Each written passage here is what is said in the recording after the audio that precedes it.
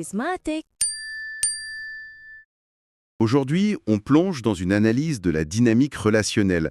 On a des sources qui décrivent 10 points présentés comme des vulnérabilités cachées chez les femmes. C'est ça. L'approche est psychologique, comportementale.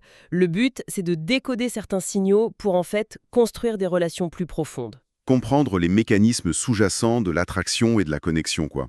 Bonjour à toutes et à tous. Nos salutations les plus chaleureuses à vous tous. Nous sommes très heureux de vous retrouver pour une nouvelle analyse. Chez Charismatic, nous travaillons jour et nuit pour créer du contenu réellement utile. Plus de 50 personnes contribuent avec soin et précision à travers notre réseau de chaînes afin de vous offrir la meilleure expérience possible. Si vous appréciez ce contenu, merci de le partager avec d'autres. Ce petit geste aide à toucher plus de personnes et nous donne l'énergie de continuer encore plus fort et meilleur. On commence, hein? Allons-y. Alors, commençons par le premier grand thème, la communication émotionnelle. Les fondations. Exactement. Le premier point, c'est ce besoin caché de validation affective. L'exemple donné est assez simple. Dire « ce sourire a vraiment illuminé ma journée ». Oui. Et ce qui est fascinant, c'est que ce n'est pas juste un compliment. La source insiste sur le fait que ça doit être spécifique. Plus sincère, en quelque sorte. Voilà, plus perspicace. Pas un simple tu es belle, mais plutôt quelque chose comme j'admire ton énergie quand tu parles. Ça montre qu'on écoute vraiment. Ça me rappelle les recherches de John Gottman, que la source mentionne. Ce fameux ratio de 5 affirmations positives pour une critique. Tout à fait. Ce n'est pas de la flatterie, c'est de la reconnaissance. Et ça nous amène au deuxième point de ce thème. La peur de la solitude. Oui, la solitude affective. La source avance que même les femmes les plus indépendantes la ressentent. Ce serait lié à des besoins, disons, évolutionnistes. Et la distinction est intéressante. Pour les hommes, la solitude serait plus physique, s'isoler dans sa caverne. C'est ça. Alors que pour les femmes, d'après cette analyse, c'est plus un manque de soutien émotionnel. Du coup, la solution, c'est d'être présent, d'écouter et de le dire clairement. Un simple « je suis là pour toi ». Exactement. Créer cette connexion. Et pour ça, la source propose un outil que je trouve puissant, la narration personnelle.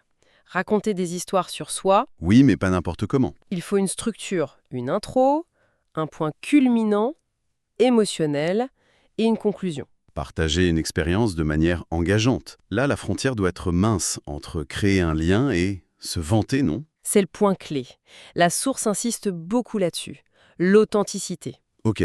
Une bonne histoire, c'est une histoire qui génère de l'empathie. Pas celle qui met en avant ses réussites. C'est en fait un moyen de montrer sa propre vulnérabilité. De manière contrôlée. Voilà. Et ça renforce la confiance. D'accord. Donc, on a les mots, la communication. Passons au deuxième grand thème, la présence, la confiance. Le non-verbal. Oui, le langage corporel, la source dit que les femmes sont comme des radars pour ça.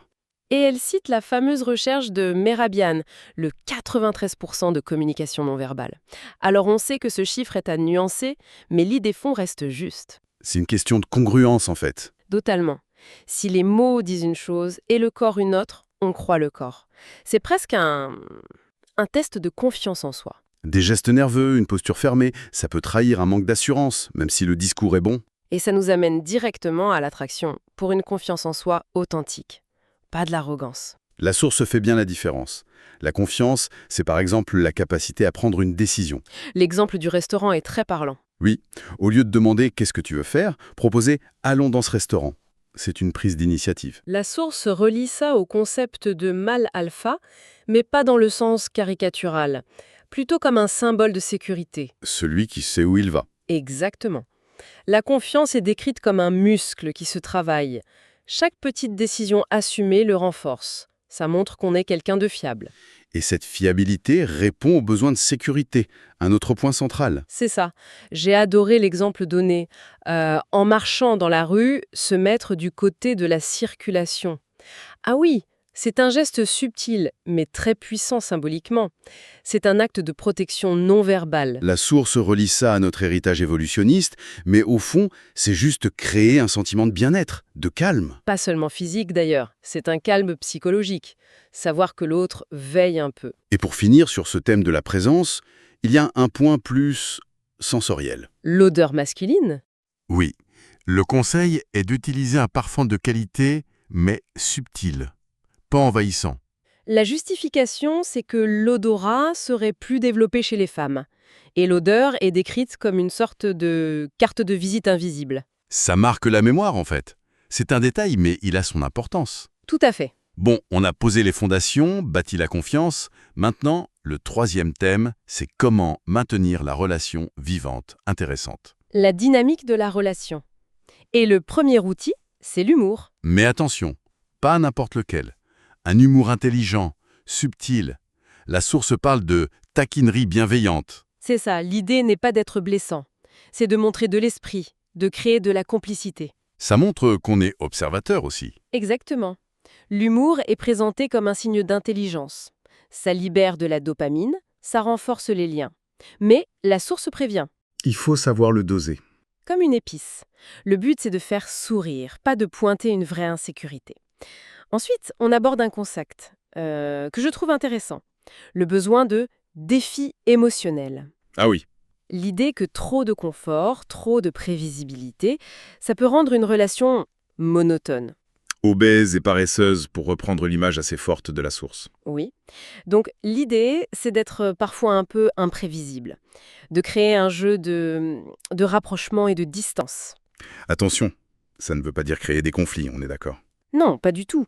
Ça veut dire éviter la complaisance, maintenir un peu d'excitation, d'engagement, empêcher que tout soit acquis en fait. Ça maintient l'intérêt. Voilà. Et le dernier point, c'est la tendance à apprécier un leadership masculin calme. Encore un terme qui peut être mal interprété. Le conducteur ne sait pas où il va, tout le monde est stressé. Exactement. Alors qu'un conducteur calme qui a une direction, ça crée un sentiment de sécurité. Ça allège le fardeau mental. Le fardeau de devoir tout décider tout le temps. C'est ça. C'est une offre de direction, pas une imposition. Donc pour résumer, ces 10 points, c'est une sorte de... De guide. Un guide pour naviguer dans la complexité des relations, oui. L'idée, c'est que comprendre ces mécanismes permet de créer des liens plus profonds, plus authentiques. Et plus excitant, Mais la source termine avec une mise en garde très importante. la responsabilité. Pour la fin. La source parle de vulnérabilité, de points faibles. Le vocabulaire est assez particulier. Très particulier en effet. Et on pourrait se demander, et si on changeait de perspective? C'est-à-dire? Si au lieu de voir ça comme des vulnérabilités, on les voyait comme des clés. Des clés de connexion pour une compréhension plus profonde. En quoi est-ce que ça changerait notre approche des relations? Merci d'avoir été avec nous jusqu'à la fin. Si cette analyse vous a aidé, cliquez sur j'aime, laissez un court commentaire et partagez-la avec quelqu'un qui pourrait l'apprécier. Chaque partage aide davantage de personnes à nous trouver. Et n'oubliez pas de rester abonné à Charismatique, le meilleur reste à venir. On se retrouve dans le prochain épisode. Restez charismatiques. Charismatic.